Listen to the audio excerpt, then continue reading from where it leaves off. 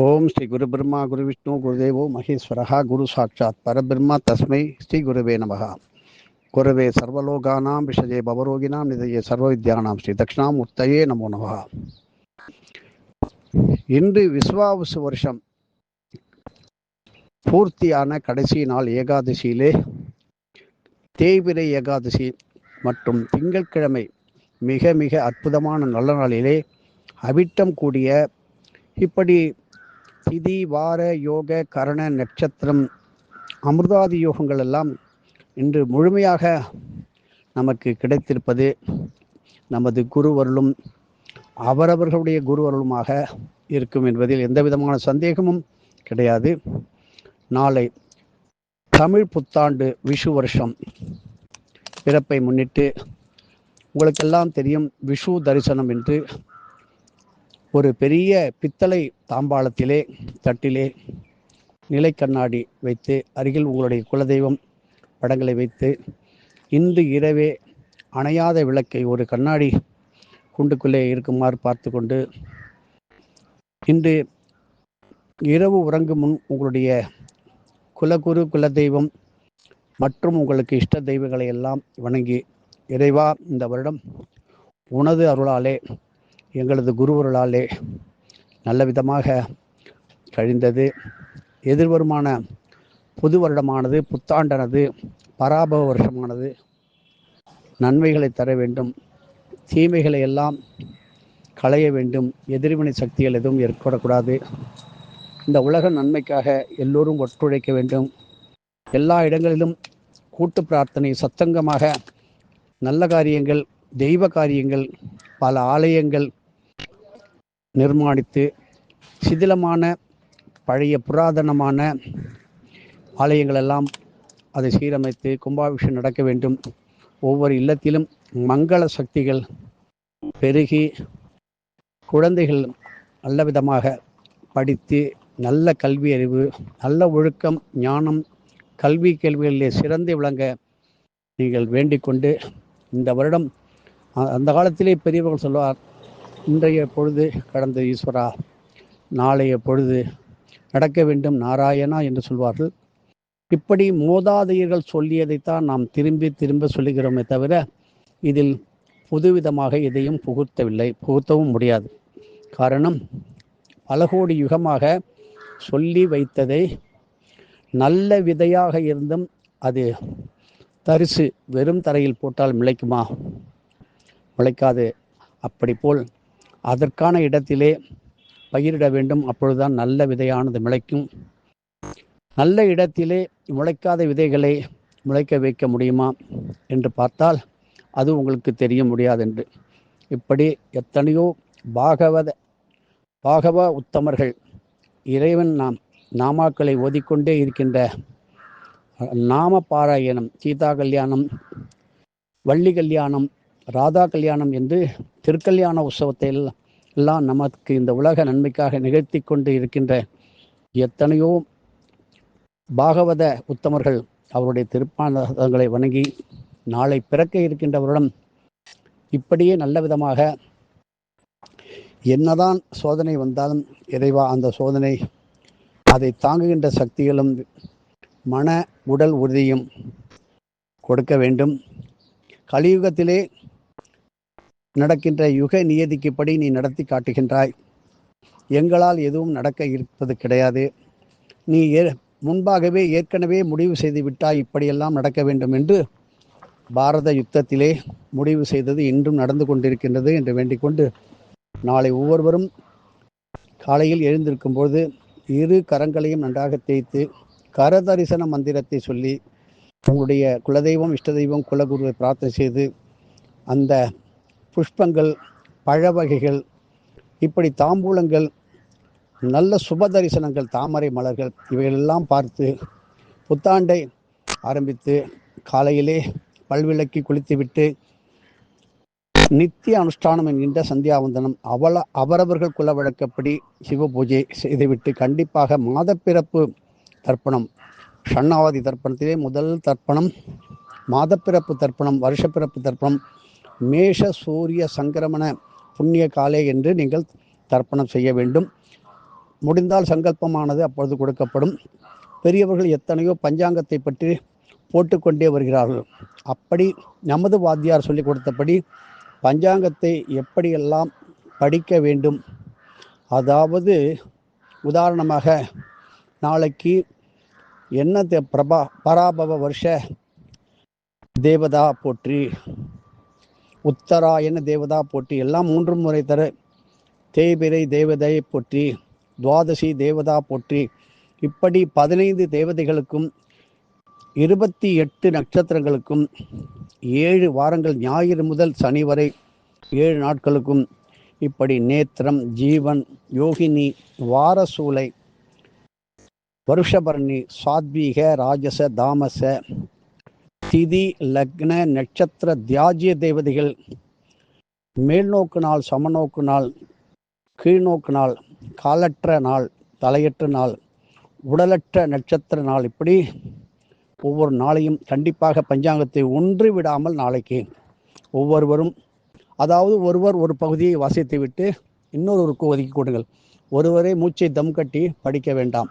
நீ இந்த பகுதியை படி, நான் இந்த பகுதியை படிக்கிறேன் என்று ஒரு திருக்கோயிலிலே இல்லது ஒரு இடத்திலே சத்சங்கமாக ஒரு நல்ல பச்சரிசி மாவு கோலம் போட்டு ஒரு நல்ல விளக்கு 2 அகல் விளக்குகளை ஏற்றி வைத்து மணப்பலகையிலே உட்கார வைத்து உங்களுக்கு பிடித்த இறைமூர்த்தியினுடைய திரு உருவ படத்தை எல்லாம் வைத்து கூட வணங்கலாம். இப்படி நாம் இந்த உலகத்திலே ஆங்கிலம் கலந்த எத்தனையோ மொழிகளுடன் தான் கூடி வாழ வேண்டி இருக்கிறது. ஆகையினால் எந்த ஒரு மொழியும் மனிதனால் உருவாக்கப்படவில்லை, எல்லாம் அவன் கொடுத்த மொழிகளே. 195 மொழிகளை பற்றி நமது வாத்தியார் சொல்லியிருக்கிறார். ஆகையினால் மொழி, இன, மத, ஜாதி பேதம் நமக்கு கிடையாது. அதனால்தான் இறைவனை மலை வடிவமாக திரு அண்ணாமலையாக எல்லோரும் வலம் வரும் விதத்திலே நமக்கு அருள் பாலிக்கின்றார். இது கலியுகத்தினுடைய நமக்கு பெரும் பாக்கியம். மேலும் நாம் ஆன்மீகத்தில் வாத்தியார் சொல்வதை நான் இங்கே சொல்கிறேன். ஆன்மீகத்தில் கண்டிப்பாக ஈடுபட்டுத்தான் தீர வேண்டும். எனக்கு அதன் மேல் நம்பிக்கை இல்லை என்று சொல்வது ஒரு பக்கம் இருக்கட்டும்.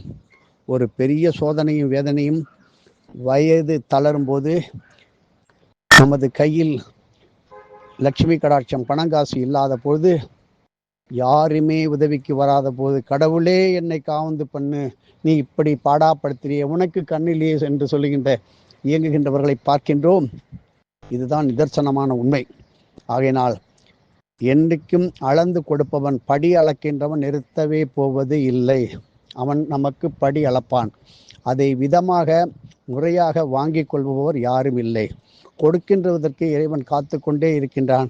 அதை தடுத்து நமக்கு தேவையான நமது மனதிலே பட்டதெல்லாம் கேட்டு அவன் கொடுக்கின்ற வாரி வழங்குகின்ற வள்ளலாக இருக்கின்ற இறைவனை தடுத்து நமது மனதுக்கு எட்டிய சில விதமான பிரார்த்தனைகளை, வேண்டுதல்களை வைத்துவிட்டு தினமுமே அப்படித்தான் வண்டி ஓடிக்கொண்டிருக்கிறது. இதை மாற்றிக்கொண்டால் நல்லது. ஆகையினால் தான் பெரியவர்கள் சொல்வார்கள், எந்த பூஜையாக நீங்கள் ஆரம்பிக்குவது விக்னேஸ்வர பிள்ளையார் பூஜையில் ஆரம்பித்து ஹோம யாகங்கள் இயக்கிகள் எதுவாக இருந்தாலும் சரி, முடிவாக இந்த அனுமாரப்பனில் ஆஞ்சநேயர் மூர்த்தியில் முடிக்க வேண்டும். அதனால்தான் அந்த காலத்தில் சொல்லியிருக்கிறார்கள், நீ பிள்ளையார் பிடிச்சா அது குரங்களை போய் முடியுது. அதெல்லாம் கிடையாது.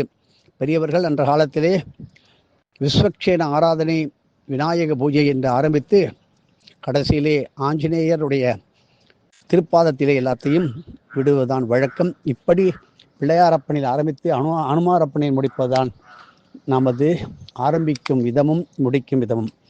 ஆகையினாலே பலவேறு விதத்திலே ஆன்மீக பரப்புரைகள் சத்தங்கமாக இறைநாமாக்களை, திருமறை, தேவார பாடல்கள், இப்படி முற்றோதுதல் மிக விமர்சையாக பல இடங்களிலே, குறிப்பாக நமக்கு தெரிந்த அளவிலே ஓசூரில் உள்ள அடியார்கள் ஆயிரமாக பெருகிக்கொண்டு பல ஊர்களுக்கு எல்லா வேலைகளையும் விட்டுவிட்டு இறைவனது கோவிலுக்கு முற்றோதல் செய்து கோலாட்டம், கும்மி இவைகளெல்லாம் செய்து நமக்கு ஒரு விழிப்புணர்வை ஏற்படுத்துகின்றார்கள். அப்படி செய்யும்பொழுது அந்த திருக்கூட்டத்திலே அந்த அம்பாளோ அந்த இறைவனோ கண்டிப்பாக இருப்பான்.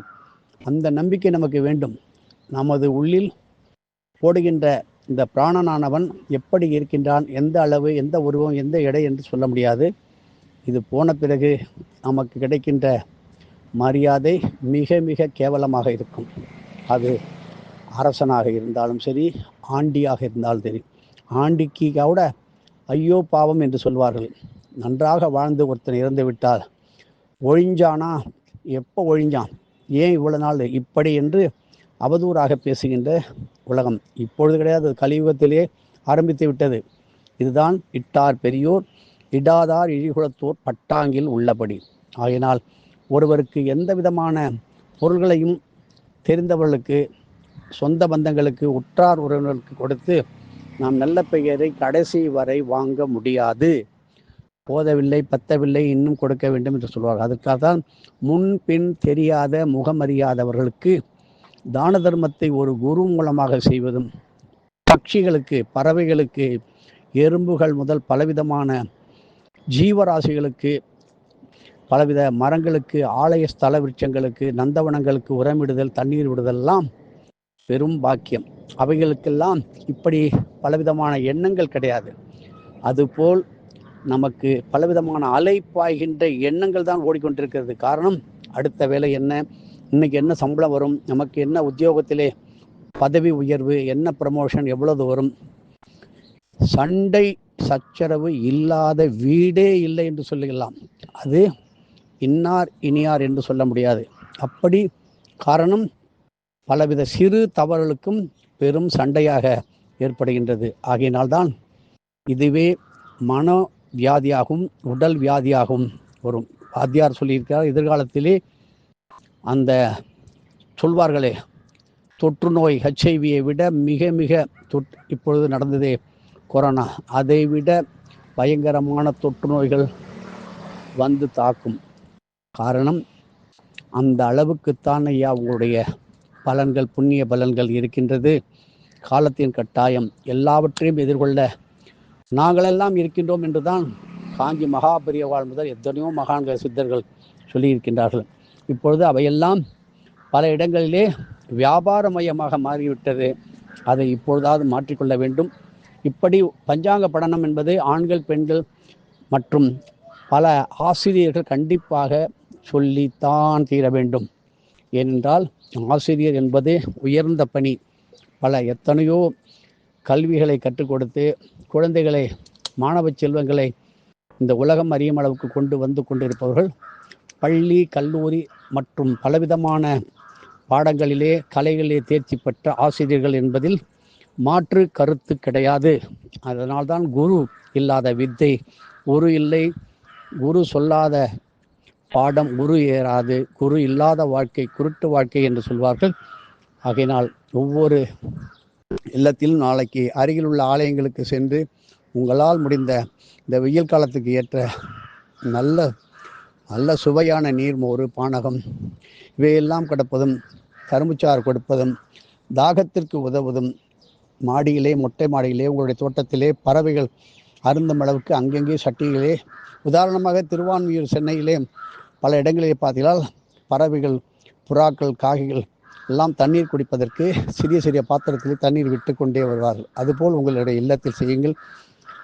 ஒரு பொது இடத்திலே பத்திரமாக ஒரு சிறிய கிண்ணத்திலே தேவையான வெட்டி வேறு, சிறு சிறு குச்சிகள், தேங்காய் நார் இவைகள் எல்லாம் வைத்தால் இந்த பறவைகள் தங்கும் இடங்கள், மரங்கள் எல்லாம் சேதமாகி அழிந்து வருகின்றது.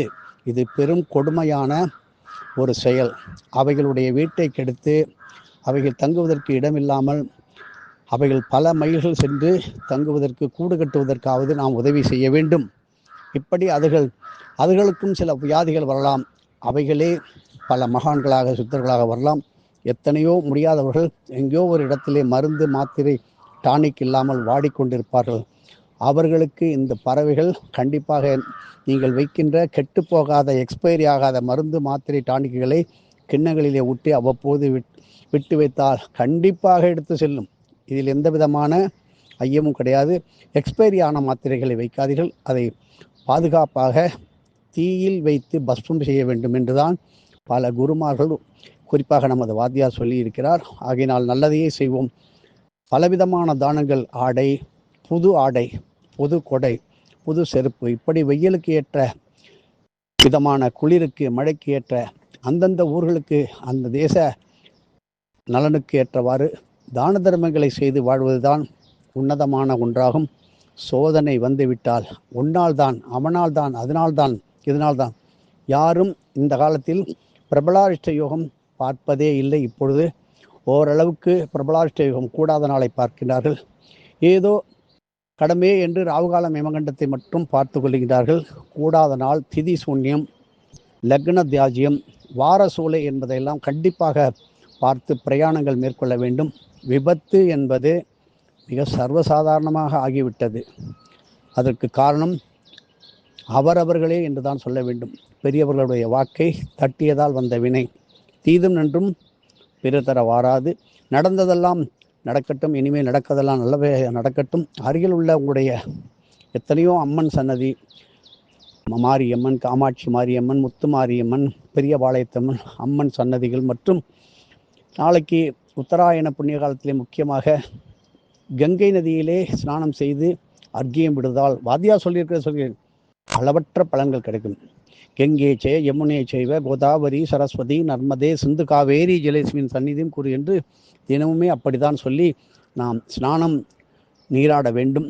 இப்படி எல்லோரும் வாரம் 2 முறை வெள்ளி செவ்வாய் பெண்களும் புதன் சனி ஆண்களும் எண்ணெய் தேய்த்து நீராடுவது தான் கண்டிப்பாக அவசியம். இதை தவறினால் எந்த மாத்திரை மருந்தும் உடலுக்கு தேவையான ஊக்கத்தையும் சக்தியையும் கொடுக்காது. காலம் அப்படிப்பட்டது. ரசாயன கலந்த உணவுகளைத்தான் உண்ணுகின்றோமே தவிர பழைய காலத்து முறைப்படியான உணவுகள் உண்பதில் பல மாற்றங்கள். இனிமேல் பலவிதமான ஆடம்பர செலவுகளை எத்தனையோ செய்திருப்பார்கள். கூட்டத்தை கூட்டி ஒரு பொழுதுபோக்கிற்காக, ஊரை பார்த்து வேடிக்கை பார்ப்பதற்காக, சில பேர் அதை வியாபாரமாக கொண்டு புகழ்ந்து தள்ள வேண்டும் என்று ஆயிரக்கணக்கிலே எல்லோரையும் அழைத்து ஒரு 2 நாளைக்கு ஒரு விழாக்களைப் போல சிறப்பாக ஒரு ஃபங்க்ஷனை நடத்துகின்றார்கள். ஆனால் கடைசியில் வருகின்றவர்கள் யார் என்று கேட்டால் யாரும் வரமாட்டார்கள். ஆனால் இறைவன் அதை மாற்றி அமைப்பான். அப்படி நாம் உண்பதற்கு தேவையான உணவுகளையும் இருக்க ஒரு தேவையான இடத்தையும் கண்டிப்பாக இறைவன் கொடுப்பான். ஆனால் பேராசை என்பது அது நமக்கு பெரும் நஷ்டமே கொடுப்பாது. கண்கூடான ஒன்று.